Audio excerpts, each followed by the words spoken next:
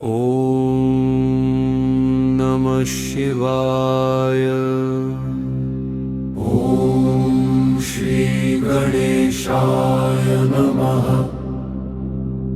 ॐ नववक्त्राय रुद्राय महाशक्तिस्वरूपिणे भक्ताभीष्टप्रदात्रे च नमो रुद्राक्षरूपिणे।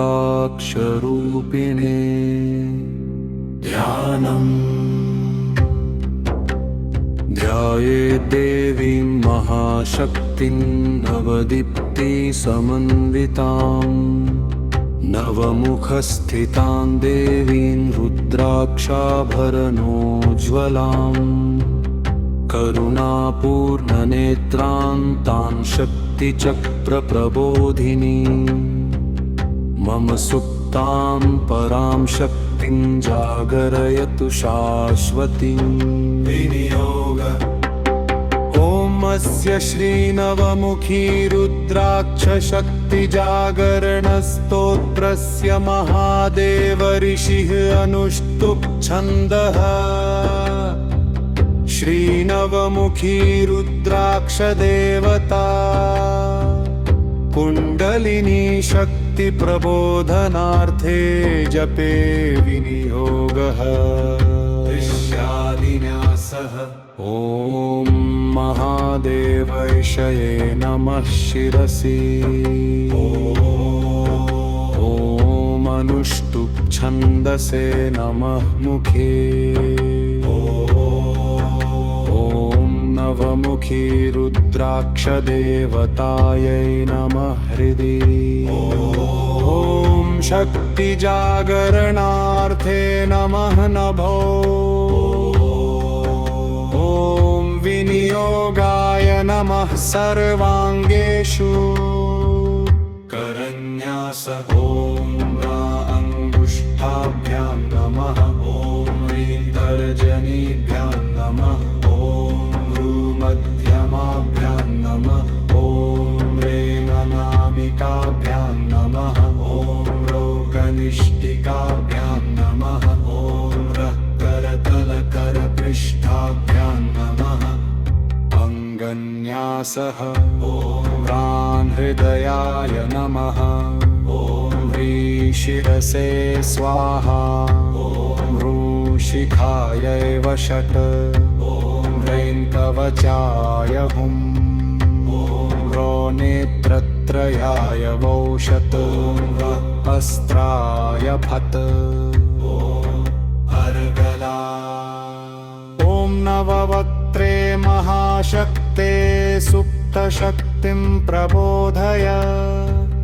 मम चेतसि दिव्यां शक्तिं देहि रुद्राक्षधारिणी। शक्तिरहस्यं मे रुद्राक्षे त्वं प्रकाशय। भक्त्या जप्तं मया स्तोत्रं सिद्धिदं मे भवेत् ध्रुवम्। कुञ्जिका। ॐ ह्रीं गदवक्त्रेरीं शक्ते प्रबोधय प्रबोधय। कुण्डलिनीं विमोचय। रुं ह्रीं फट् स्वाहा। श्रीनवमुखी रुद्राक्षशक्तिजागरणस्तोत्रम् नववक्त्रस्थिते रुद्रनवशक्तिसमन्विते। अज्ञानतिमिरं भित्त्वा ज्ञानदीपं प्रकाशय। मूलाधारस्थितां शक्तिं सुप्तां योगस्वरूपिणी। रुद्राक्षतेजसा देवी जाग्रतां कुरु मे सदा। पिण्डगयोर्मध्ये सुषुम्नामार्गगामिनी। चैतन्यरूपिणी शक्तिं हृदि मे दीपय प्रभो। नवद्वारपुरे देहे प्राणशक्तिं प्रवर्तय। मलमोहविनिर्मुक्तां दिव्यबुद्धिं प्रयच्छ मे। भीतिं शोकं च दैन्यं च तमः सर्वं विनाशय वीर्यं धैर्यं विवेकं च रुद्रशक्ते प्रयच्छ मे नवमुखी महादेवी रुद्रतेजस्समुद्भवे कर्मबन्धविनिर्मुक्तिं भक्तानां कुरु शाश्वतीम् मम अन्तःकरणे नित्यं शिवशक्तिं प्रबोधय रुद्राक्षस्य प्रभावेन परमानन्दमावह